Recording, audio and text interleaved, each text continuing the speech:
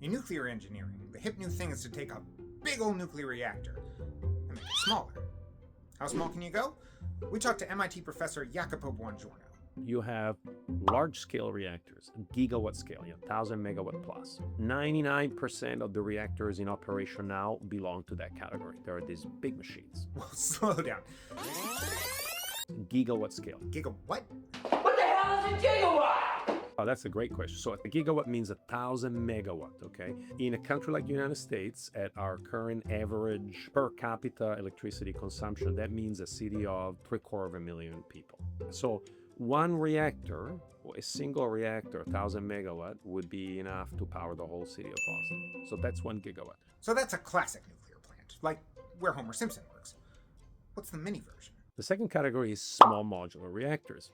Now, it's a little bit of a misnomer for two reasons. First, because they're not that small, and sometimes they're not modular. These SMR, small modular reactors, has become sort of a catch-all phrase that indicates actually an intermediate scale reactors of the order of, let's say, between 100 and 300 megawatts. And then if you really swing all the way down to miniaturizing the reactors, you have what we call microreactors. And those are the order of 10, 15 megawatts. They would basically be built entirely in factories and then ship off as a big module. Why go small? Some companies are hoping that factory construction can help bring costs down.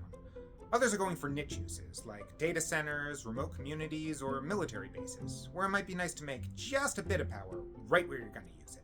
The problem with the tiny machines is that the cost per unit energy is actually going to be higher than the large machines, right? Whereas with a large machine, you're taking on a lot of financial risk. You got to write a check for $5 billion or whatever it is. But if you execute the project well, then at the end you have cheaper electricity. Then it's up to customers and markets to decide which way do I want to go. So maybe they go halfway through, which is the SMRs.